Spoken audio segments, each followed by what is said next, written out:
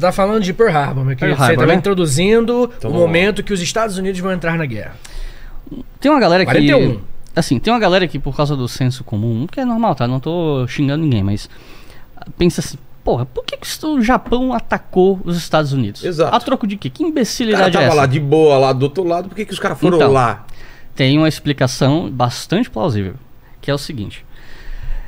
Quando os japoneses começaram a tomar território chinês e tentar controlar a China, os Estados Unidos, que também queriam expandir o seu império no Pacífico, eles tinham lá território nas Filipinas e tal, eles tinham território na Ásia, Havaí, aquela coisa que não é Ásia, mas enfim, está ali no Pacífico. E quando os japoneses, porque os japoneses, qual era o argumento deles de expandir na Ásia? Era criar a zona de coprosperidade asiática. Do tipo, é meio que uma cutucada na América para os americanos. Sim. Então é a Ásia para os asiáticos, é a zona de coprosperidade, que na prática é o imperialismo japonês que manda. E aí eles já tinham a Coreia já era japonesa antes mesmo de eles invadirem a China e tal. Muitas mulheres coreanas foram sequestradas, que eram as chamadas mulheres de conforto, que na verdade elas eram obrigadas a se prostituir para os soldados japoneses em bordéis, coreanas, chinesas e tal. Foi uma das atrocidades que os japoneses cometeram. Mais uma. E aí quando o Japão toma a China, os Estados Unidos perdem um dos mercados potenciais mais interessantes do mundo, porque a China já era o país mais populoso do mundo na época. Eu não sei o número, não vou fingir que eu sei. Mas, cara, a China era já no século XIX e XX, já no começo do XX, isso já era... Já se pensava assim, cara, olha o mercado consumidor que a gente tem nesse lugar, cara. É muita gente. E a maior parte da população na China, se vocês acharem em algum momento um mapa demográfico da China, vocês vão ver que a maioria esmagadora da população chinesa tá ali perto da costa, tá no leste, né? Os Estados Unidos perderam um mercado em potencial muito grande ali. E essa expansão que os japoneses queriam, né, essa criação desse império japonês do Pacífico, ameaçava a zona de influência que os americanos queriam ter no Pacífico. Aí eles invadem a China, massacres, não sei o que. Tinha muitos estrangeiros na China quando os japoneses invadiram em 37, que presenciaram essas violências, que mandavam embaixadores. Tinha muito americano na China mandando repórter do que estava acontecendo, tipo, completamente chocado.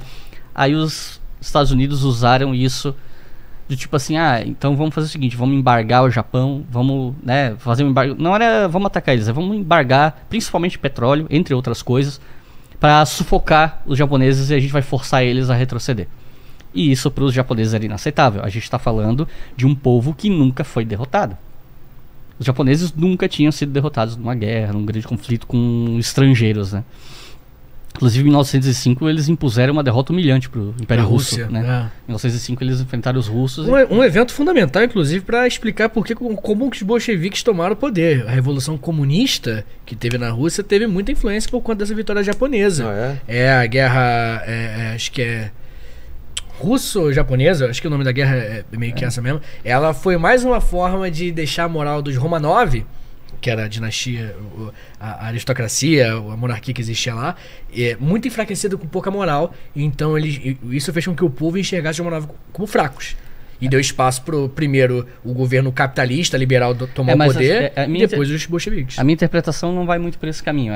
Claro, mostrou um governo fraco, foi uma queima de filme, mas levou muito tempo ainda para vir a Primeira Guerra Mundial e tudo mais. Assim. Mas um dos fatores, né? Eu não sei, minha interpretação nesse ponto ela é diferente. Mas o ponto é o seguinte, os japoneses não iam retroceder. Eles começaram a ficar de bode com os Estados Unidos, começaram a ver que os Estados Unidos seriam um grande problema para eles. Então, qual foi o cálculo de Pearl Harbor? O grosso da frota do Pacífico, da Marinha Americana, estava em Pearl Harbor. Ela estacionava lá em alguns momentos. Os porta-aviões, etc. Os destroyers e tudo mais. Então, o cálculo deles foi o seguinte, a gente vai começar agora, vai tocar a ficha na invasão do sul, ali da Ásia, sudeste asiático, etc. Só que se a gente fizer isso agora, a gente vai ter que enfrentar a Marinha dos Estados Unidos. Que não era super enorme, assim, mas... ia ser um puta calo do sapato dos japoneses. E esses caras estão embargando a gente, eles estão, sabe, eles são a maior pedra no sapato da nossa expansão imperial no Pacífico. Porque que acontece? É importante deixar, eu sei que é bizarro ter que afirmar isso, mas a Terra não é plana. Tipo, atrás dos Estados Unidos tem um Oceano Pacífico. E o Oceano Pacífico, ele bate com o Japão, enfim. Então, E né, o Havaí tá no meio do tá o lá no Havaí, caminho. exatamente. Várias Aquela batalha ilhas. de Midway, eu vou falar daqui a Midway, pouquinho. que é um Exatamente. filme legal pra caramba também. Sim, sim, então nós temos. O que eu quero dizer, eu sei que parece bobo falar, mas é porque a gente tem essa visão do mapa mundi. É como o Japão do outro lado do mundo. Não, Isso, não, tá meu irmão. muito perto, Tá muito, cara. exatamente. Então, atrás dos Estados Unidos, Califórnia pra lá, que é o Oceano Pacífico, Ah lá. você chega brigar. Ah. Isso daí é. Isso é o jeito mais burro de chegar. Isso daí é como que o Japão atacou Pearl Harbor segundo o terraplanista. Exatamente. É Olha assim, só o olha trampo caminho. que os caras tiveram. Segundo o terraplanista, é importante deixar claro. Foi esse caminho. Como você achou esse mapa? Você colocou o quê, cara? Joguei Pearl Harbor mapa e ver se... É o meme, é o meme, é o meme. Esse é o meme tá. clássico, é. Entendeu? Então, tipo assim, o mundo, isso é a piada, obviamente. Claro. Mas o que eu quero dizer é, o Japão e Pearl Harbor, onde tá ali no mapa, são muito próximos. É. Os Estados Unidos do lado Pacífico e do Oceano Pacífico e o Japão Você acha, são muito vê próximos. se tem um mapa só dessa área. assim, Coloca pra- a pra- Guerra do Pacífico aí, É. mapa, só isso. Que vai aparecer. Então, qual foi o cálculo da marinha japonesa? Vou tentar acelerar um pouco, eu tô enrolando.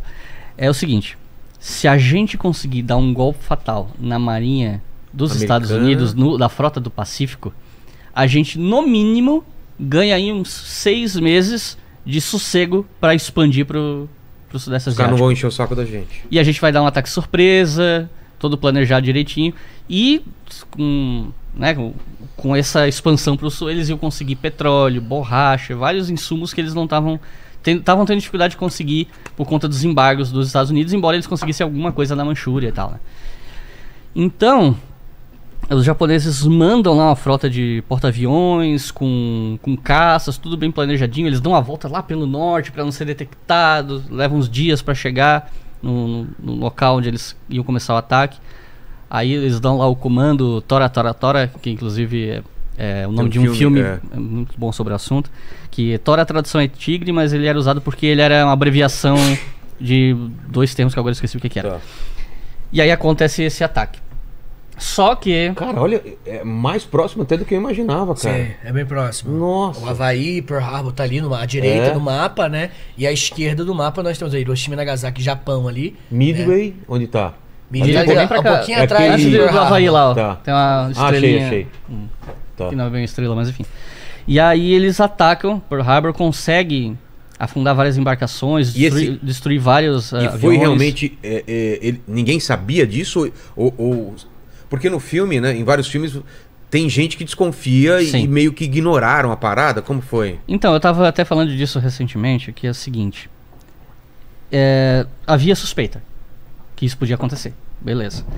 Tem historiador que fala que os Estados Unidos sabiam e deixaram pra ter uma desculpa. Eu ouvi esse Mas essa- Eu prefiro... Eu acho que não também. Exagerado. Sabe, eu prefiro não usar essa hipótese. Eu até comentei que eu cheguei a botar isso na minha tese, depois eu desisti e tirei. Tá. Por quê?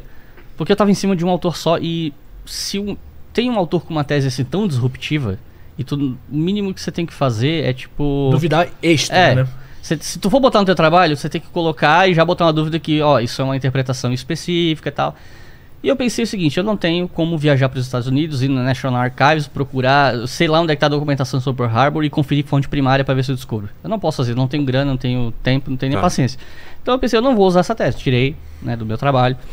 Então, eu vou deixar isso em aberto por uma questão de interpretação historiográfica, porque vai depender do autor, mas me parece que o consenso historiográfico é de que havia desconfiança, mas não certeza. Tá.